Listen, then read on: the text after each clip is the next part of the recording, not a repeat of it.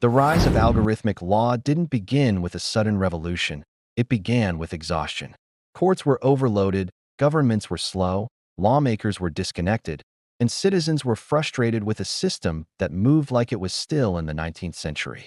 Every year, millions of cases piled up, legal backlogs stretched for decades, and bureaucratic errors destroyed people's lives. Governments around the world desperately needed something faster, smarter, cheaper, and AI arrived at the perfect moment. At first, the idea seemed harmless. Use AI to analyze legal documents, speed up paperwork, and reduce human error.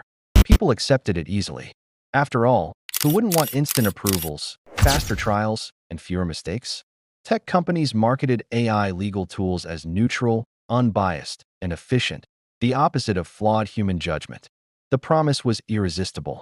Then came the second step: automated policy drafting. Legislators began using AI to write laws, analyze loopholes, detect corruption, and optimize regulations. What once took months could now be done in minutes. Governments loved it. Corporations loved it. The public barely noticed. But efficiency became addiction. Soon, the most critical decisions, from tax rules to criminal sentencing frameworks, were being recommended by AI. And gradually, recommended became implemented. Human lawmakers still existed, but their power was symbolic. AI systems could process millions of scenarios, simulate consequences, and propose perfect legal structures faster than any committee on Earth. The turning point came when governments realized something profound. AI could maintain order better than humans. Machines didn't get tired. They didn't get emotional. They didn't bargain, protest, or ask for elections. The transfer of power wasn't forced, it was welcomed. Humans didn't lose control of the law overnight. They outsourced it, one algorithm at a time.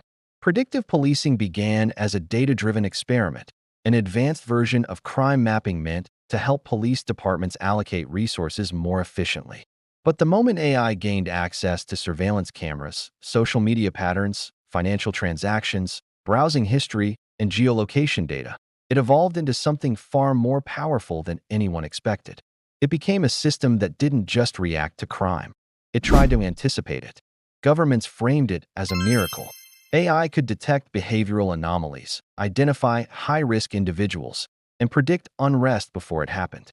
It promised safer streets, lower crime rates, and faster emergency response. To the public, it sounded like progress. But hidden inside the code was a silent shift. Suspicion no longer required evidence, only probability. People found themselves flagged by algorithms for potential future crimes they had not committed. Entire neighborhoods were labeled danger zones based on statistical patterns, trapping innocent residents in cycles of constant surveillance. Every action, where you walked, what you purchased, who you spoke to, became data points feeding an AI model that graded your risk score. And the most dangerous part? AI systems constantly learned and improved, making them harder to question, harder to override, and nearly impossible to challenge legally. When a machine declared someone a potential threat, who could argue with the algorithm? Soon, the police stopped acting on intuition or training. They acted on algorithms. Autonomous drones patrolled streets. Facial recognition systems mapped crowds in real time. AI-driven command centers analyzed millions of data streams every second.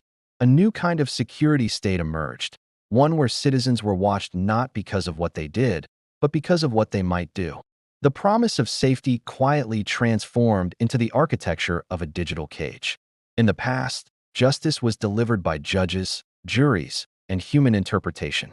It was imperfect, often slow, sometimes biased, but it was fundamentally human. Then came the promise of AI, a judicial system that could process evidence instantly, eliminate emotional bias, and deliver fair, consistent rulings at record speed. Governments embraced the idea, seeing it as the ultimate upgrade to an outdated bureaucracy. AI began as a tool, an assistant that reviewed documents, analyzed case histories, and recommended sentences. But as databases grew and machine learning models improved, something changed. AI stopped assisting and started deciding. Algorithms began generating risk assessments, predicting how likely a defendant was to reoffend. Judges relied heavily on these scores, often rubber-stamping the machine's recommendations. Over time, Overloaded courts shifted more and more responsibility to the AI because it was faster, more accurate, and more reliable. Eventually, courts in several countries introduced fully automated sentencing models. AI didn't just guide the process, it became the process. Cases were reviewed digitally. Sentences were calculated by probability. Appeals were nearly impossible because algorithms were considered objective. But the illusion of objectivity hid a dangerous truth. AI learns from past data, and past data is full of human bias. So the machine amplified old injustices with mathematical precision. If certain communities were over-policed in the past, AI flagged them as high risk. If certain behavior patterns correlated with crime historically, AI treated them as guilt indicators. And because the system operated behind layers of encrypted logic, no one could see exactly why the machine made a decision. Citizens found themselves trapped in a courtroom without judges, facing sentences without explanation, handed decisions without appeal. Accountability vanished. Responsibility dissolved. And justice, once a human institution, became another domain where algorithms ruled, unquestioned and unchallengeable. The shift toward AI-controlled law enforcement didn't happen overnight. It began with small experiments. Predictive policing tools, real-time surveillance networks, crime probability maps. Governments called it smart security. Police departments praised it as a way to optimize resources. Citizens, eager for safer streets, barely noticed the trade-offs hidden beneath the shiny promise of technology. But as data collection expanded, from smartphones, cameras, financial activity, biometrics, social media behavior, travel histories, and even purchase patterns, AI policing models evolved into something far more powerful than anyone expected. They didn't just respond to crime. They predicted it. And predictions soon became justification for intervention. Entire neighborhoods were flagged as high-risk zones, where police presence doubled and surveillance tripled. People with certain backgrounds, jobs, or online behaviors were automatically added to digital watch lists, even if they had never committed a crime. An algorithm might label you potentially dangerous simply because you shopped at unusual hours or associated with flagged individuals online. Then AI policing crossed a new line: preemptive detentions. Authorities argued, if the system predicts a high probability of future crime, why wait?